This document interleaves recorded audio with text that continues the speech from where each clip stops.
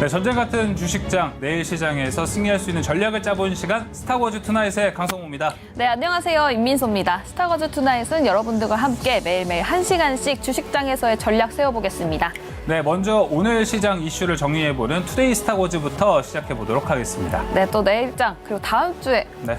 까지도 알아볼 수 있고요. 또 오늘장에서 어떤 종목들이 움직였는지 시간 외에 움직인 종목들 그리고 장 마감 이후에 나왔던 이슈와 뉴스도 짚어볼 수 있습니다. 네, 그리고 수익률 대결도 계속 펼쳐지는 스타워즈 투나잇입니다. 엠비엔골드 4인 메이저들의 포트폴리오 그리고 수익률 대결이 펼쳐지는데요. 잠시 후도 많은 기대 바라겠습니다. 네, 오늘 마감 지수 먼저 확인해 보도록 할게요. 네, 지수부터 살펴보도록 하겠습니다. 자, 오늘 코스피와 코스닥은 좀 희비가 갈렸습니다. 대신에 코스피는 오늘 대형주 위주로 1.1%가량 상승하는 모습을 보여줬습니다. 상승한 종목은 644가지 종목들이 644개 종목이 상승했고요. 하락 종목은 240개였습니다.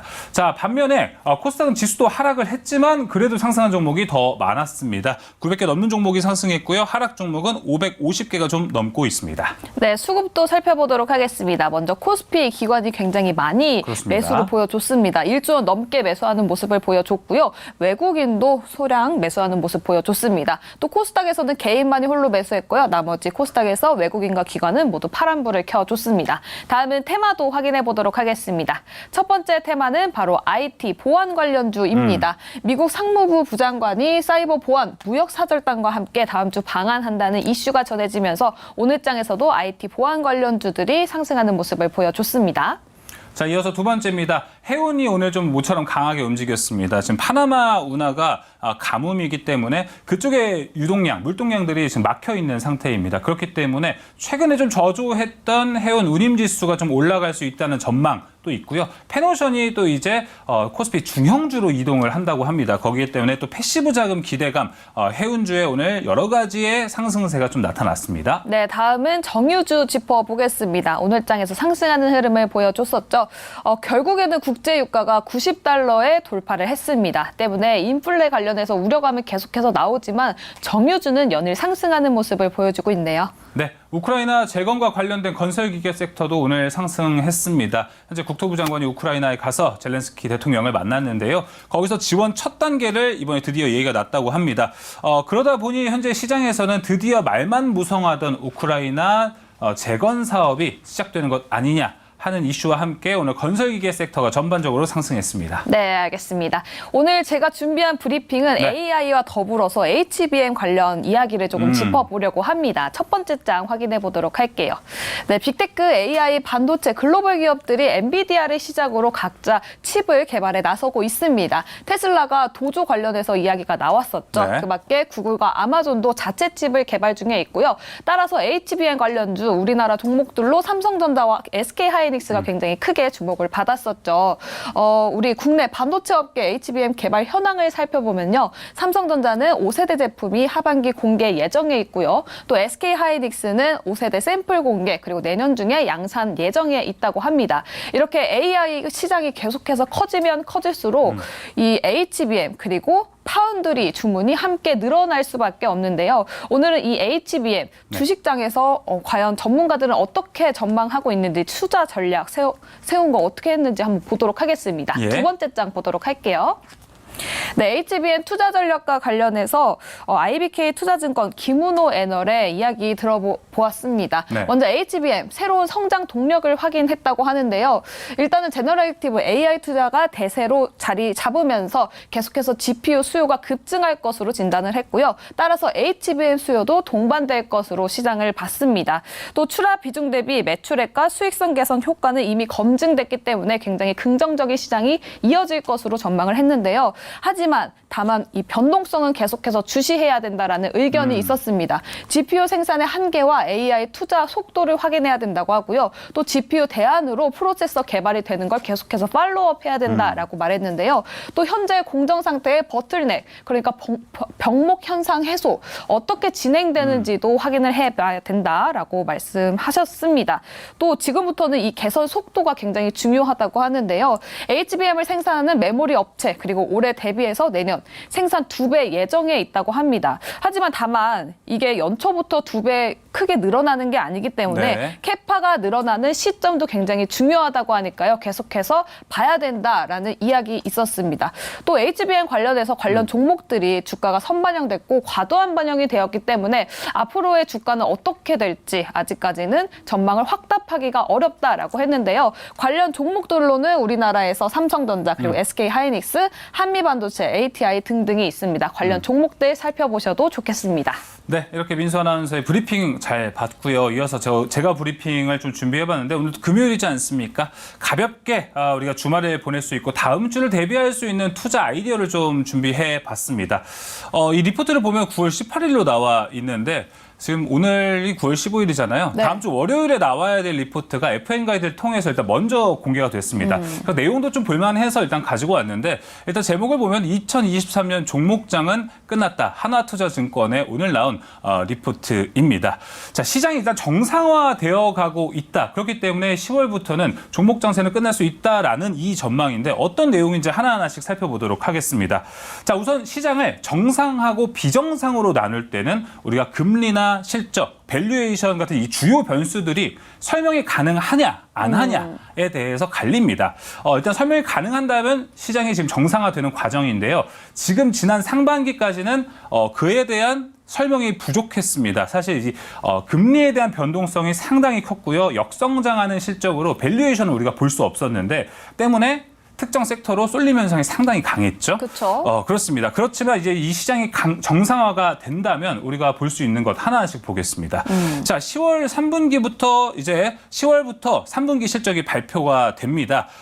이때부터 실적이 증가하는 기업이 많을 수 있다라는 전망입니다. 지난 CPI 결과가 나왔죠. 일단 전년 동기 대비로 봤을 때 3.7%로 봤는데 단기 고점으로 현재 인식을 하기 때문에 미국 국채 금리도 내려간 상태입니다. 그럴 때 현재 코스피 12개월 예상 PER을 10.7배로 본다면 현재 구간은 부담이 없다라고도 현재 해석을 할 수 있습니다.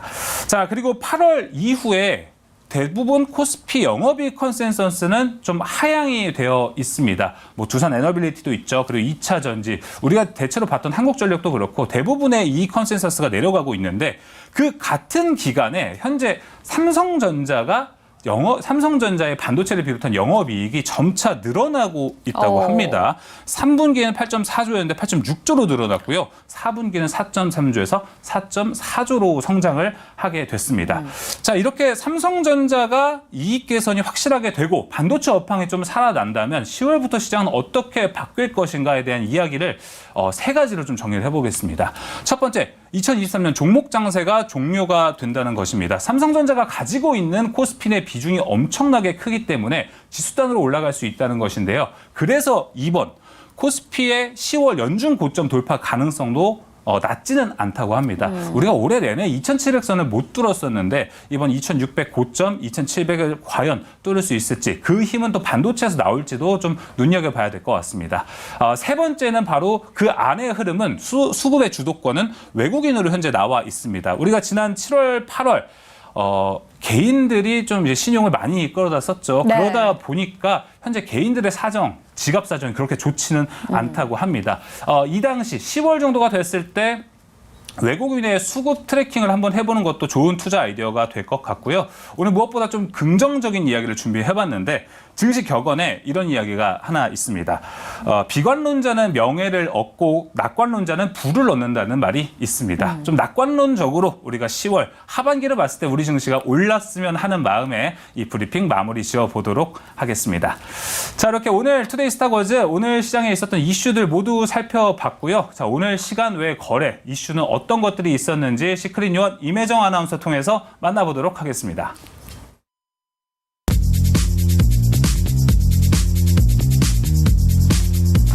안녕하세요. 비밀요원 임혜정입니다. 작정명 시크릿 장 마감 후 이슈들 체크해보는 시간인데요. 오늘도 시간의 거래, 장 마감 후 뉴스와 공시들 잘 체크해서 다음을 대비해보도록 하겠습니다. 자, 그럼 장 마감 후 뉴스부터 살펴보시죠. 오늘 중요했던 뉴스들 뽑아서 살펴보도록 하겠습니다. 먼저 이 뉴스 보도록 하겠습니다. 미국 상무부 돈 그레이브스 부장관의 내한으로 코스닥 시장의 사이버 보안주들이 일제히 급등했다는 소식입니다. 시큐레터와 모니터랩, 시큐생 같은 종목들이 적게는 8%, 많게는 26%씩 올라왔다고 하는데요.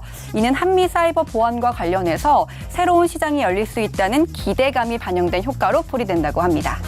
자, 다음 뉴스도 살펴보겠습니다. 세 번째 뉴스 살펴보도록 하겠습니다. 국토교통부가 민간활동 우크라이나 재건협력 대표단을 구성해서 우크라이나 수도인 키이우를 방문한다는 소식입니다. LH나 코레일 같은 공공기관과 이 삼성물산, 네이버, 하나건설 같은 기업들이 키이우를 방문해서 6대 재건 프로젝트를 실행하려고 한다고 하는데요. 이번 프로젝트의 한국 기업 쪽 사업 규모는 하나로 66조 원에 달한다고 합니다. 이에 따른 수혜도 기대해 보시면 좋을 것 같네요.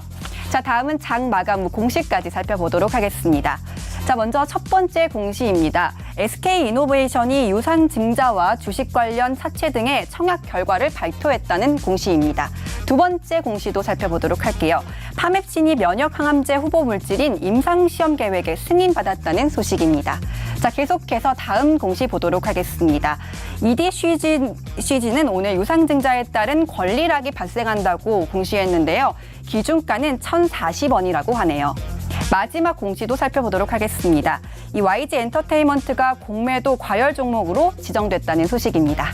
자, 마지막으로 시간의 상승 종목도 살펴보도록 하겠습니다. 먼저 상위 1위에서 5위권입니다. 코스피 1위에는 썬NL이 올라와 있고요. 4위에는 도화 엔지니어링이 올라와 있는데요. 국가철도공단이 폴란드 고속철도 설계 용역의 성공적인 수행을 위해서 도화 엔지니어링과 함께 폴란드에 합동사무소를 또 마련하고 현판식을 개최했다는 소식에 시간의 상승 보여준 것으로 풀이가 됩니다. 계속해서 코스닥으로 넘어오도록 하겠습니다. 먼저 J엔터시가 10% 상승률로 1위에 랭킹되어 있고요. 또 이어서 파맵신이 2위에 올라와 있습니다. 앞서 공시에서 살펴봤듯이 호주에서 면역항암제 후보 물질이 임상 1상을 승인받으면서 2위에 올라온 것으로 풀이가 됩니다. 계속해서 6위에서 10위권도 보도록 하겠습니다. 코스피의 7위에는 TBH 글로벌이 올라와 있고요. 9위에는 녹십자홀딩스 이우선주가 올라와 있습니다. 그리고 코스닥에는 6위에 ES큐브가 올라와 있고요. 10위에는 파라텍이 올라와 있네요. 여기까지 장 마감 후 이슈들 살펴봤습니다. 네, 바로 이제 장마감 이슈도 어떤 것들이 있었는지 작전명 시크릿 본격적으로 시작해 보도록 하겠습니다. 함께 매니저 소개하겠습니다. 엠베잉골드 김병준 매니저 나와 있습니다. 매니저님 안녕하십니까? 안녕하십니까? 네. 자, 그래도 오늘 이번 한 주 그래도 장 막판에는 조금 어느 정도 우리 긍정적으로 볼 수 있는 요소들이 있지 않았나? 다음 주는 그래도 어떨까? 이에 대한 이야기 먼저 나눠보면 좋을 것 같습니다, 매니저님. 항상 기대감은 정말 넘치는 시장이에요. 기대감은 넘치지만 현실적인 부분도 좀 고려해서 다음 주에 예정된 이벤트가 굉장히 많거든요. 미국의 금리 결정을 포함해가지고 네. 뭐 소비자 물가 지수 발표라든가 미국 말고요. 다른 나라들도 이제 소비자 물가 지수를 발표하는데 그러한 거시경제적 이슈가 아직은 남아있기 때문에 다음 주도 긴장의 끈을 좀 놓지 말고 시장을 좀 봐야 되지 않을까 생각하고 있습니다. 네. 네. 앞서 제가 또 브리핑 한 거 옆에서 보셨을 거예요. 네. 10월부터 뭐 이제 종목 장세가 잘하면 없어질 수 있다. 반도체를 기반으로 시장이 전반적으로 지수단으로 올라갈 수 있는 가능성에 대한 이야기를 좀 해봤는데 네. 김병준 매니저님 생각은 어떠세요? 반도체는 정말 매력적인 업종이긴 하죠. 근데 금리 여건이 나아지지 않으면 쉽지 않은 상황은 조금 지속이 되고 있는 것 같아요. 그래서 저는 이번에 다음 주에 이제 발표될 미국의 금리 결정이 굉장히 중요한 변수 포인트라고 좀 생각이 되고요. 그거와 기술이 발전하는 거는 좀 별개인 것 같아요. 주식의 가격과 네. 기술이 점점 좋아지는 건 약간 별개의 얘기 아닌가라고 생각이 들어서 변수가 좀 남아있기 때문에 비중 조절을 좀 잘 하셔야 될 것 같습니다. 일단은 금리가 좀 무엇보다 중요할 것 같고 금리를 통해서 경기가 좀 되살아나는 게 반도체에 좀 필요한 요소가 아닐까 네. 이렇게 생각이 듭니다. 네. 자, 그럼 장마감 후 어떤 뉴스들이 좀 나왔는지 하나하나씩 먼저 살펴보도록 하겠습니다. 첫 번째 뉴스입니다. 자, 테슬라 AI 슈퍼컴퓨터 이야기죠. 이번 주에도 바로 이슈가 좀 있었습니다. 네. 도조에 대해서 다시 한번 회의적인 이야기가 나왔습니다. 자율주행 기술이 상당히 난이도가 높기 때문에 이거 쉽지 않을 텐데 라고 이야기를 하는 것 같은데 김병준 매니저님 뭐 보셨을 때 이번 주 모건 스탠리에서 목표가 상향 이슈도 좀 있었습니다. 그런데 네. 현실적으로 어려워 보이세요? 저는 가능해 보입니다. 그래요? 네, 저는 가능하다고 보이고요. 이게 테슬라가 이번에 도조라는 슈퍼컴퓨터를 발표를 했잖아요. 네. 이게 기존의 컴퓨터와는 완전히 다른 방식으로 만든 컴퓨터라고 보시면 좋은데 테슬라가 추구하는 방식이 GPU도 느리다는 거예요. GPU를 빼버리고 휘발성 반도체를 좀 넣은 거죠. 그래서 테슬라의 그 슈퍼컴 도조는 전기를 뽑으면 데이터가 다 날아가요. 그러니까 전기를 무제한으로 제공을 하겠다. 대신에 엄청난 가속의 속도를 늘리겠다. 그리고 그 상황에서 테슬라의 자동차들이 다닐 거 아니에요. 네. 한 뭐 50만 대면 50만 대, 100만 대가 이제 도로에서 달리죠. 다양한 이미지를 수집하겠죠. 그러면 이 좌회전하는 구간에서에 대한 이미지를 50만 개 수집했으면 그거를 50만 번 시뮬레이션 하는 거예요. 그래서 가능한 그 경로들, 뭐 돌발 상황이 나올 수 있는 것들 미리 분석해서 자율주행을 하겠다라는 거라서 네. 이게 일단은 테슬라의 AI 그 슈퍼컴퓨터 도조에 그 구현한다는 그 기술력의 그 창의성은 정말 대단하다라고 볼 수 있을 것 같고 지금 GPU가 거의 범용적이란 말이에요. 네. 범용적인 그런 가속 그 데이터를 해줄 수 있는 반도체인데 그것도 느리다라고 지금 생각해서 만든 게 도조라서 네. 굉장히 좀 재밌어지는 상황이라고 생각이 되고요. 테슬라의 그 슈퍼컴퓨터 같은 경우에 어쨌든 휘발성 반도체를 쓰기 때문에 이게 전기를 뽑으면 데이터가 날아가니까 아무래도 범용이 되긴 어렵고 클라우드 쪽으로는 좀 가능하겠죠. 그래서 통신도 이제 영향을 받을 수 있다라고 생각이 들고요. 네. AI에 대해서 제가 화면을 보면서 설명을 한번 드려보도록 하겠습니다. 좋습니다. AI에 대해서 저는 굉장히 긍정적으로 보고 있고 가능성이 크다라고 보고 있는데요. 학습을 하느냐 마느냐의 차이가 굉장히 크다라고 생각이 들거든요.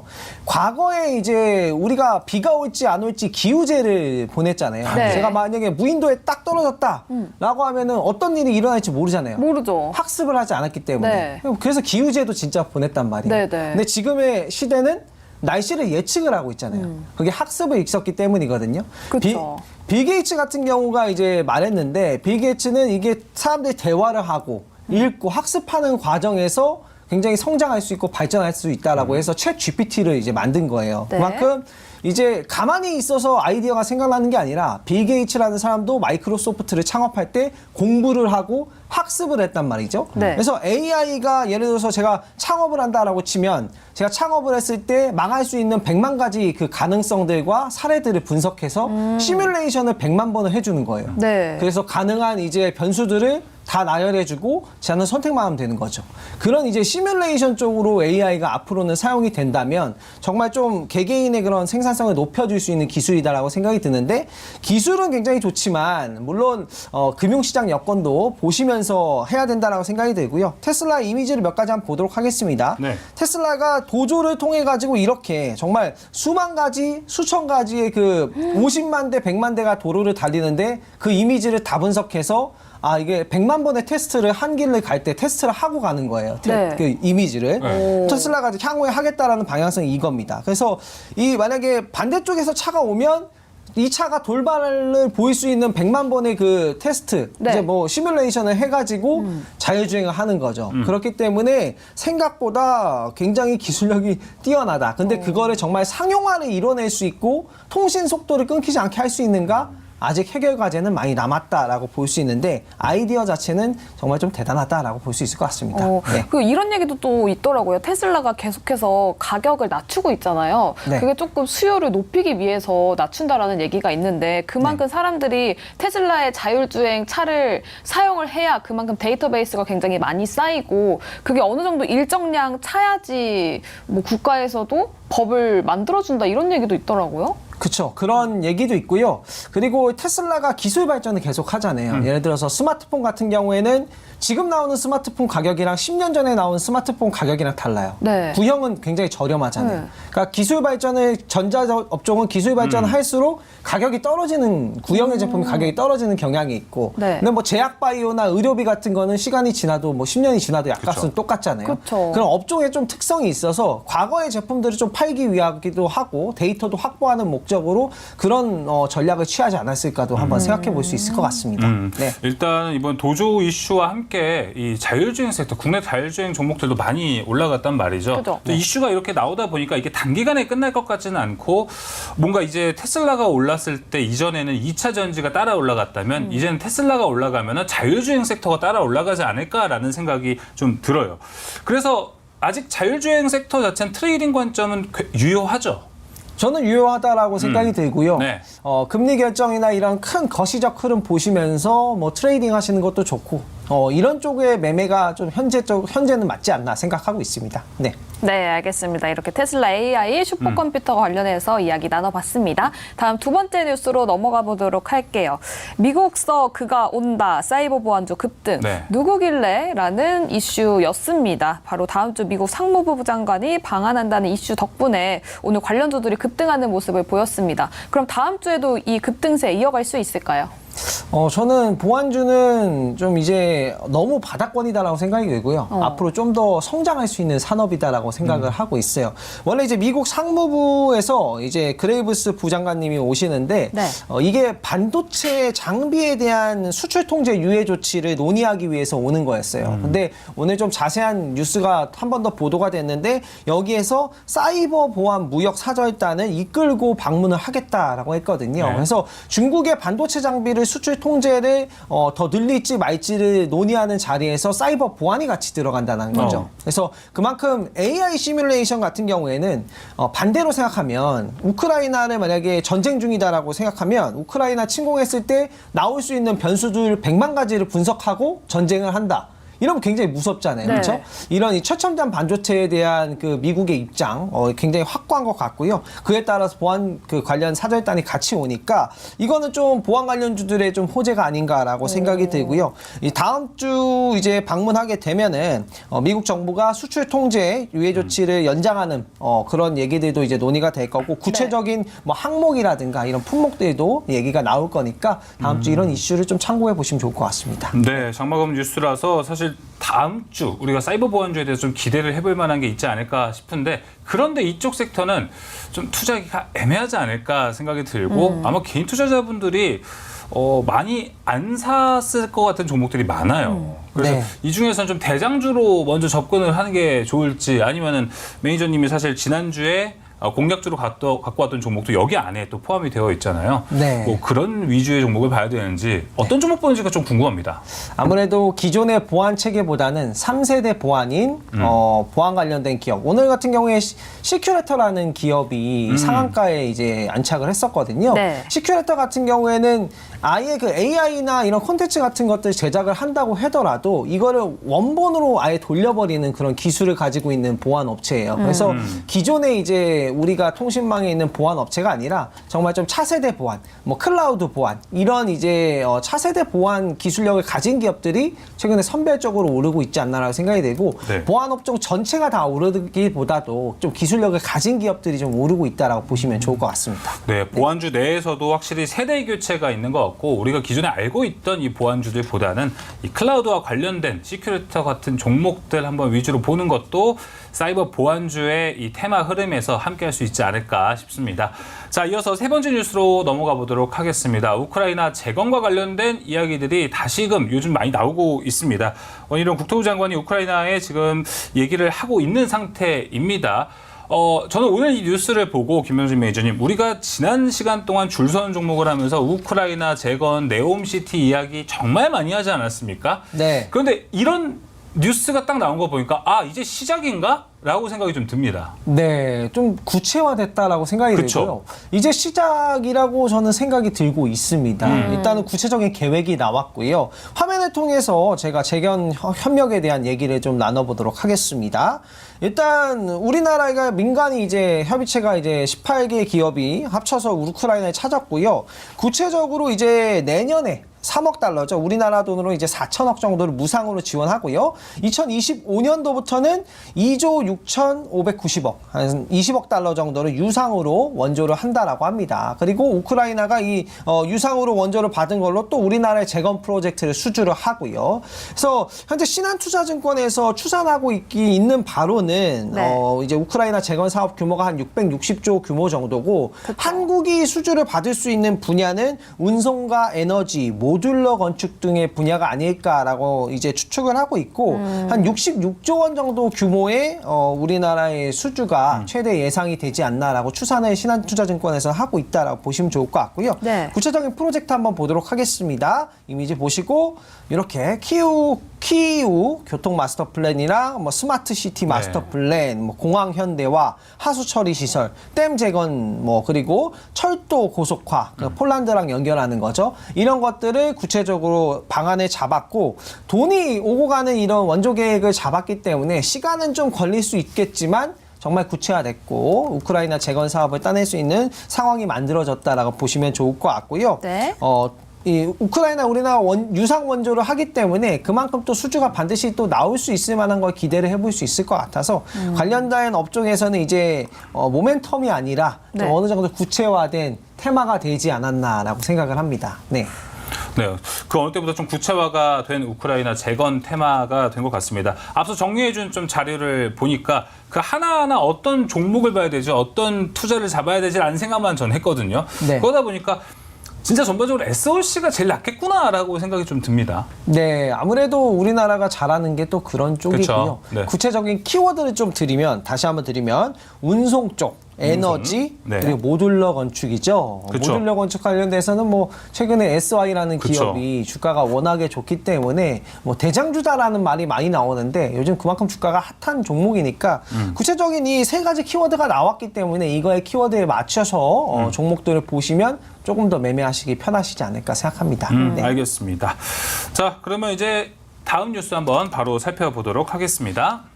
네, 다음 뉴스. 세계 통신업계 빅테크 NW 투자 분담 한 목소리. 이게 무슨 일일까요? 하고 봤는데 투자 대비 수익은 충분히 올라오지 못하고 있다라면서 이야기가 나오고 있습니다. 지금 우리나라에서도 SK 브로드밴드랑 넷플릭스 소송까지 가고 있는데 관련해서 이야기 들어볼까요?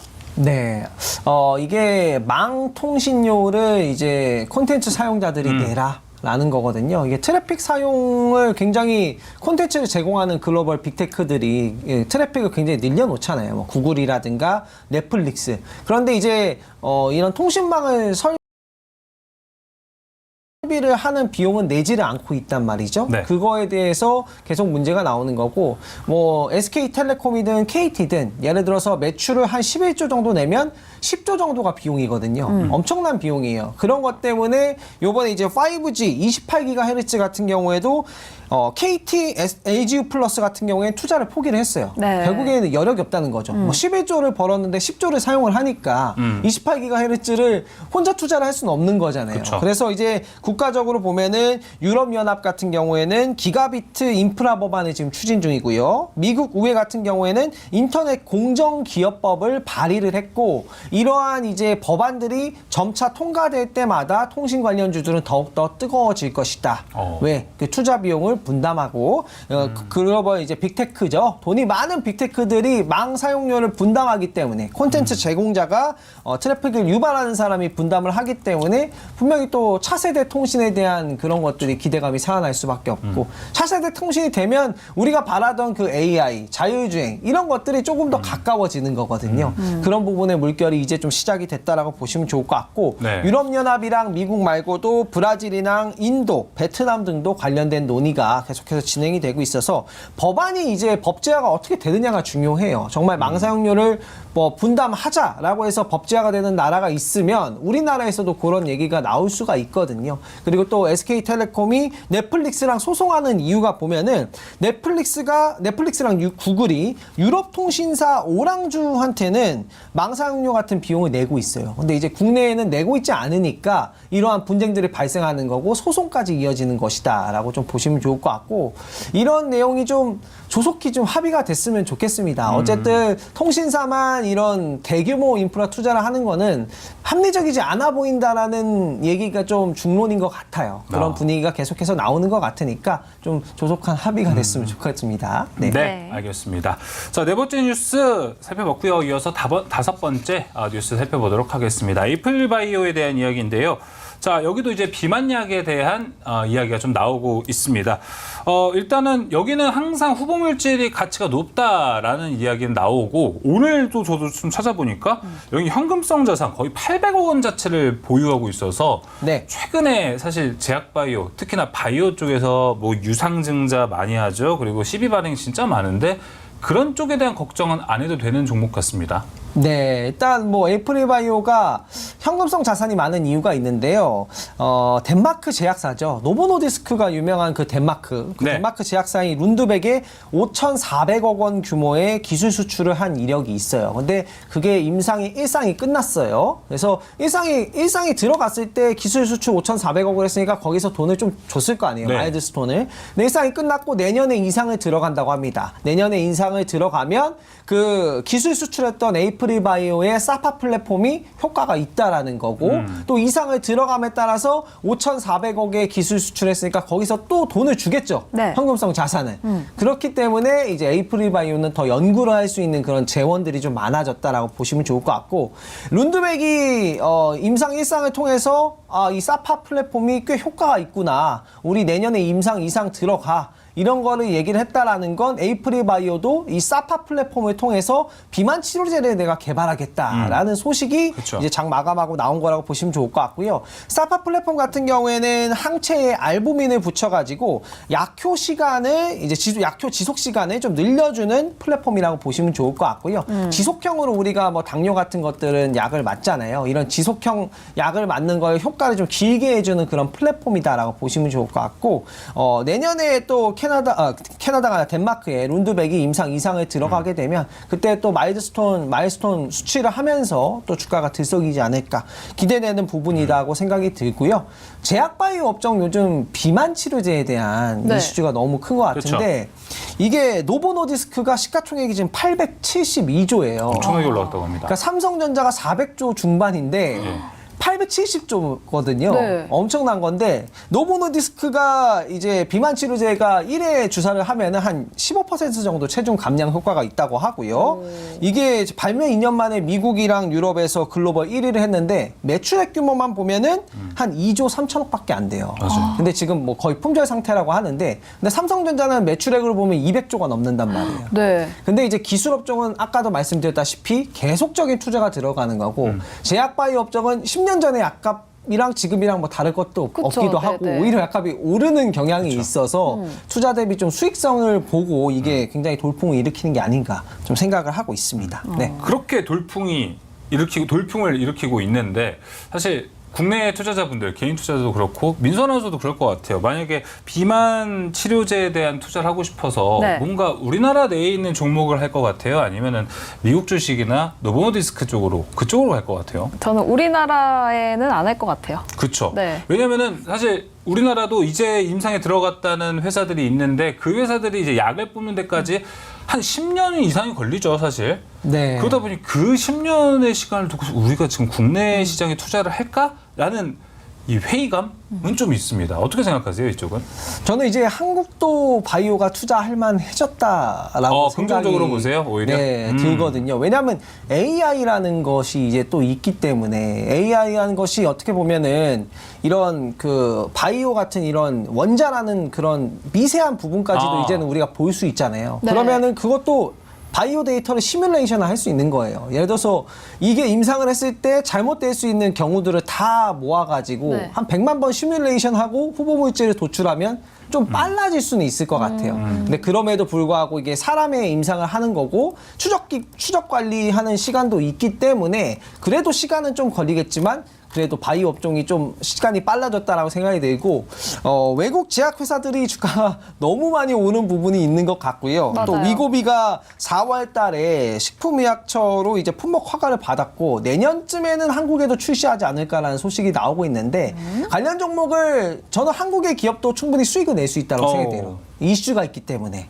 그렇죠? 그래서 이슈 플레이 하시면 충분히 괜찮다라고 생각이 되고 기술력도 좀 많이 올라왔다라고 생각하고 있습니다. 네. 알겠습니다. 지금 파미나님께서도 댓글에 그러니까 코로나 때는 뭐 만들었나요? 뭐 썰로 가는 거지 이렇게 얘기를 해주셨는데 그때랑 좀 빗대서 얘기를 하면은 네. 지금도 그런 접근으로 보자는 거죠?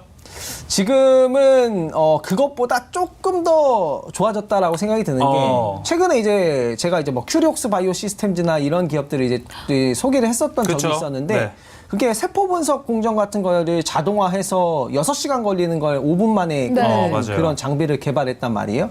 그와 비슷한 기업이 이제 미국에서 글로벌 R&D R&D를 하는 글로벌 R&D를 하는 100개 기업만 수상할 수 있는 것 중에 한국의 제약바이오 기업이 탔어요. 이런 적이 거의 없었던 것 같은데 네. 글로벌 탑 100만 들 수 있는 걸 한국의 제약바이오 기업이 탔고 요즘에는 이제 찾아오는 게 정말 기술 수출도 에이프릴 바이오 하고 있고 예. 이제 좀 차세대 또 제약바이오에서 돌풍 일으키는 종목들도 좀 생기지 않을까 기대감이 좀 올라오고 있어서 네. 제약바이오 업종은 저는 진짜 긍정적이다. 이제 수익성이 많이 남는 제약바이오가 커질 가능성이 굉장히 커졌다라고 생각합니다. 네. 네, 저 여기서 진짜 짧게 답변만 들어보고 싶은데 길게 해도 돼요. 네. 비만약과 탈모약 둘 중에 하나만 투자한다면 매니저님은 어디에 투자할 거예요? 저는 비만약. 진짜요? 네. 저는 반대. 저도 탈모약. 저는 탈모. 탈모. 왜냐면 비만은 네. 운동해서 살 뺄 수가 있는데 탈모는 어떻게 방법이 없잖아요. 네. 근데 기술력 차이로 봐서 비만약이 조금 더 근접했다고 봐서 비만약에 투자를 하시는 거예요? 이거는 요즘 이슈가 비만 이슈가 많아서 그런 것 같습니다. 이거는 뭐 기술이 누가 우위다라고 평가를 하기보다도 시장에서 봤을 때 그죠. 요즘 모멘텀 미인주가- 플레이는 예. 비만이다. 그렇죠. 네. 그래서 이제 비만. 네. 그렇죠. 민수 아나운서 말이 맞아요. 탈모약 나오면 아마 그분은 노벨상 탈 겁니다. 맞아요. 지금 네. 제작진도 이니어에서 계속 나는 탈모약, 저는 탈모약, 네. 다들 탈모약이라고 하는데 홀로 비만약 외쳐주셨습니다. 저도 근데 탈모약을 사고 싶어졌어요, 갑자기. 말씀하시니까 왜요? 탈모약이 좀 나을 것 같습니다. 네. 주식만 보는 남자입니다. 네. 정말 수익만 보는 남자 김병진 매니저와 함께하고 있습니다.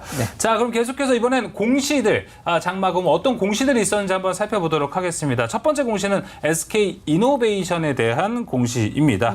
자, 최근에 유상증자와 관련해서 청약 결과가 오늘 나왔다고 합니다. 일단 결과만 봤을 때 성공적이라는 이야기, 그리고 앞으로 SK 이노베이션이 봤을 때 좀 어느 정도 한숨을 돌린 흐름은 되지 않을까라는 좀 생각은 듭니다. 근데 여기가 주가는 언제 오를지도 좀 고민이기도 하고요. 네, 주가는 언제 오를지 좀 고민이지만 일단 유상증자를 많이 참여했다라는 근거만 딱 보면 굉장히 흥행에 성공했죠. 그쵸. 1조 원을 모집하는데 10조 원에 가까운 돈이 이제 몰렸고 경쟁률이 67대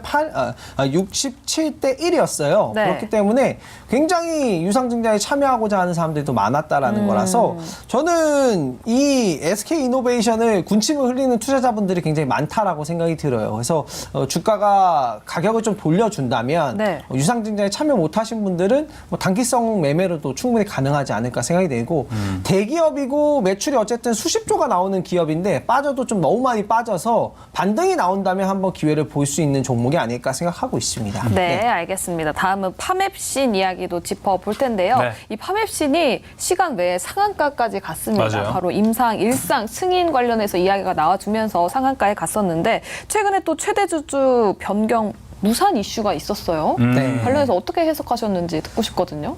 네, 사실 뭐 제약바이오 기업은 임상을 하는 기간이 굉장히 길고 이 제약이라는 게 사람한테 결국엔 테스트를 해야 되는 거고 사람한테 약을 주사를 했으면 추적도 관리를 해야 되잖아요. 그렇죠? 통계적 유의미성도 찾아야 되고 이게 말이 쉽지 뭐 예를 들어서 100명 중 30명한테는 약이 드는데 70명한테는 약이 안 들어. 네. 그럼 굉장히 골치가 아플 것 같아요. 이걸 50%까지 끌어올린다는 게 말이 이게 쉬운 거지만 굉장히 골치가 아프잖아요. 맞아요. 그렇죠. 그래서 이제 단독으로 이제 이거를 임상을 했다가 안 돼서 병용 치료로 다른 약이랑 같이 해서 임상을 재도전하는 제약바이오 기업들도 있단 말이죠.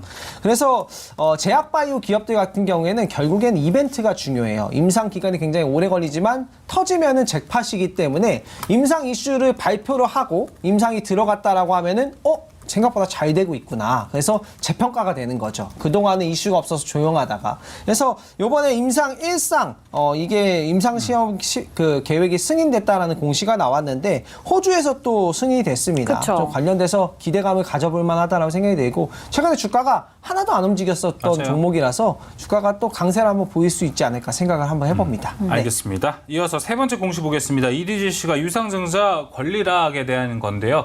사실 장중 이슈라서 이 이후 시간 외에서는 어떻게 움직이는지 모르겠습니다. 오늘 권리락이 나온 건가요? 13% 하락이 나와가지고요. 네, 이제 오늘 이후로 이제 권리락이 되는 건데, 사실 EDGC 같은 경우에는 주가가 좀 계속해서 빠지기도 했고, 맞아요. 유상증자를 좀 여러 번 했기 때문에 우리가 좀 주의를 해보자라는 관점에서 이 공시를 아하. 좀 본다라고 보시면 좋을 것 같고, 유상증자가 이번 한 번뿐이 아니라 저번에도 유상증자를 했었던 부분이 있고, 이게 또 시가총액이 예전에 제약바이오 진단키트 강세 때 시가총액이 굉장히 많이 올라갔던 종목이에요. 막 조 단위까지 올라갔다가 떨어져서 지금도 계속 떨어지고 유상증자만 하고 있는 상황이라서, 이 종목을 만약에 편입을 한다라고 하면은 좀 유의를 해서 볼 필요는 있는 종목이라고 생각들어서 이 공시는 또 본다고 보시면 좋을 것 같습니다. 네. 네, 알겠습니다. 다음 마지막 공시로 YG 엔터테인먼트 이야기를 조금 해보려고 하는데, 오늘 많이 빠졌죠. 오늘 많이 빠지기도 했고 이번 주에 계속해서 주가가 시끌시끌합니다. 그렇습니다. 공매도 과열 종목으로까지 지정이 됐다고 하는데, 이게 좀 블랙핑크하고 연관이 있는 건가요? 네, 블랙핑크랑 연관이 있고요. 재계약 관련된 이슈 때문에 주가가 계속 등락을 보인다라고 보시면 좋을 것 같고, 블랙핑크 멤버 리사의 재계약 이슈가 아직 안 나오지 않았냐라는 우려감 때문에 주가가 등락을 보이고 있습니다. 지난 8월 7일 날 계약 기간이 만료가 됐다라고 해요. 근데 이제 9월이 중순이 다 되어 가는데 아직 한 달 넘게 재계약 발표가 안 나온 거죠. 그래서 투자자분들이 이제 좀 걱정이 돼 가지고 이 종목을 좀 매도하는 현상이 나타나지 않았나라고 생각이 듭니다. 근데 YG 엔터테인먼트 같은 경우에는 재계약 시점마다 이러한 이슈가 조금씩 있었기 때문에 이 기업 자체의 전망을 봐주시는 게 좋을 것 같아요. 아무튼 뭐 그럼에도 불구하고 블랙핑크의 존재는 너무나 매출 비중에도 그렇고 대단하기 때문에 주의해서 좀 보시되, 이 기업의 전망이 좋다고 생각하시는 분들은 좀 긍정적인 부분, 오히려 역발상을 생각해보는 것도 나쁘지 않을 것 같습니다. 네. 네. 자, 오늘 한 주 있었던 이슈들 모두 한번 살펴봤던 것 같습니다. 금요일에 나왔던 장마가무 이슈들 모두 살펴봤고요. 계속해서 수익률 대결이 펼쳐지는 투모로우 스탁워즈로 넘어가 보도록 하겠습니다.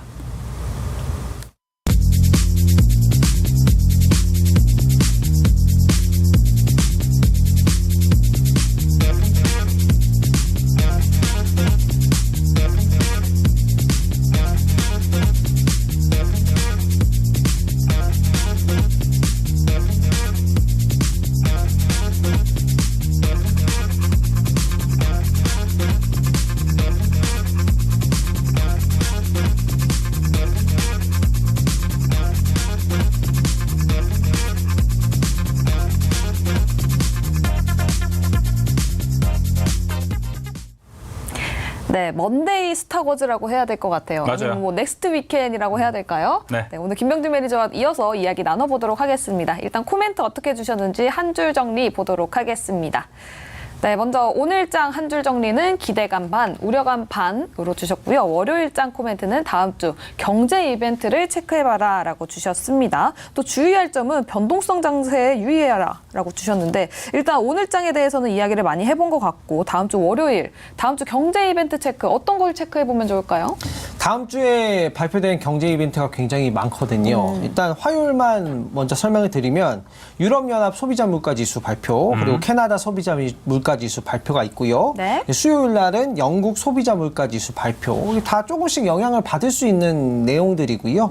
그리고 목요일은 대망의 미국의 기준금리 결정이 있지 않나라고 생각이 듭니다. 그래서 월요일부터 일단 월요일은 당장 경제 이벤트가 큰 게 없으니까 깜빡할 수 있거든요. 네. 근데 사실 굉장히 중요한 이벤트라 깜빡을 하면 안 되는 이벤트지 않을까라고 생각이 되고, 그 기점이나 그 기조를 통해 가지고 우리 증시의 그 분위기라든가 방향성이 좀 잡히지 않을까라고 생각을 하고 있습니다. 네. 네.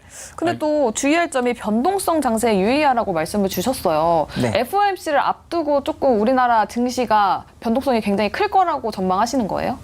저는 이제 변동성이 좀 있을 거라고 생각이 들어요. 아무래도 물가가 좀 있고 이번 달에 최근에 발표된 건 8월 달에 대한 물가 지표라거든요. 네. 근데 유가가 오르기 시작한 건 9월 달이에요. 네. 그러면은 이제 앞으로 10월 달에 발표할 9월 지표들이 물가 지수가 굉장히 좀 높게 나올 거란 말이죠.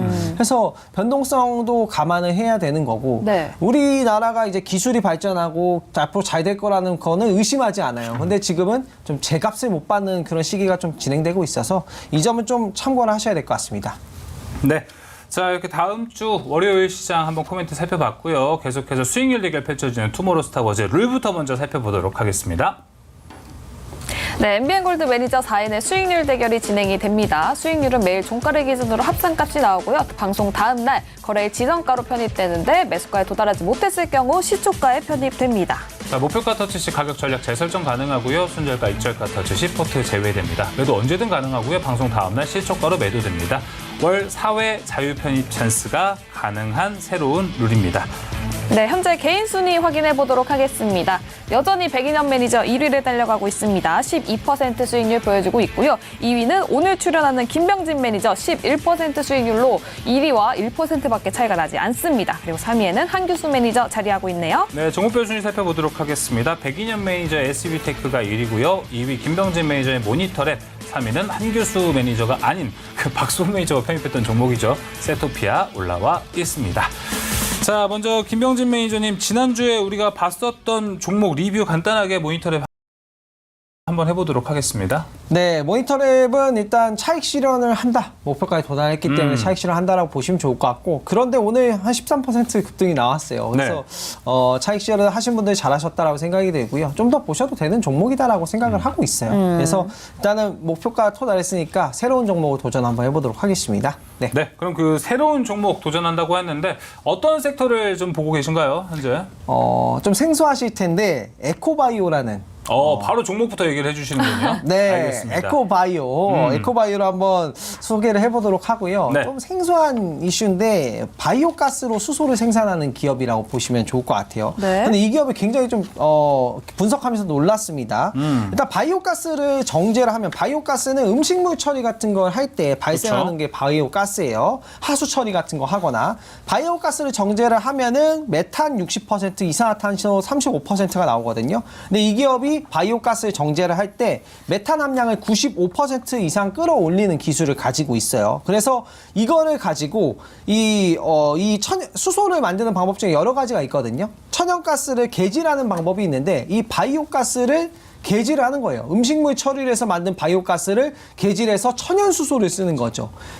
그러면은 이게 완전 천연 그린 에너지가 되는 거잖아요. 네. 돈 한 푼 안 들이고 완벽한 수소를 만들 수 있다라고 보시면 좋을 것 같고, 심지어 이제 일반적인 천연가스로 수소를 만들면 이산화탄소가 1.8배 정도 나오는데 이 바이오가스를 개질하면 이산화탄소를 85% 이상 절감할 수 있고요.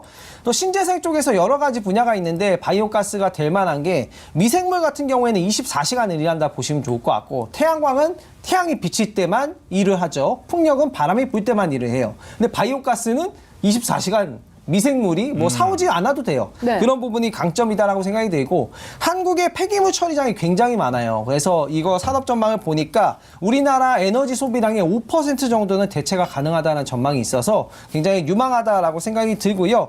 에코바이오 매수가를 한번 잡아보도록 하겠습니다. 네. 에코바이오 매수가는 저는 7,800원으로 오늘 주가가 좀 올라서 눌림에 잡는 전략으로 하고요. 눌림 가격 안 오면은 시초가가 매수가가 된다라는 점 참고해 주시고, 네. 목표가 9,500원, 손절가 6,200원 잡겠습니다. 네. 자, 일단 매수가는 7,800원, 목표가 9,500원으로 보고 있는 에코바이오입니다. 자, 이 외에도 다음 주 경제 일정도 있고 다양한 이야기를 해주셨습니다. 그런 더 자세한 내용들은 어디서 들을 수 있죠, 김병진 매니저님? 네, 내일 오후 2시. 내일 하시네요. 메타버스 강연을 합니다. 예. 네, 주도주 매매에 대한 얘기도 좀 드리고, 앞으로 또 시황에 대한 얘기도 드려볼 테니까요. 내일 오후 2시에 시간 되시는 분들은 많은 참여해 주셔서 주도주 매매 방법고 무료로 받아가보시기 바라겠습니다. 네, 내일 오후 2시죠. 네. 김병진 매니저의 메타버스 강연이 준비되어 있다고 합니다. 가셔서 좋은 정보 많이 얻으시길 바랍니다. 자, 이렇게 김병진 매니저의 무료 방송 안내 도와드리면서 저희만 물러가도록 하겠습니다. 스타워즈 투나잇 오늘 준비한 소식은 여기까지입니다. 네, 끝까지 시청해주신 여러분 고맙습니다.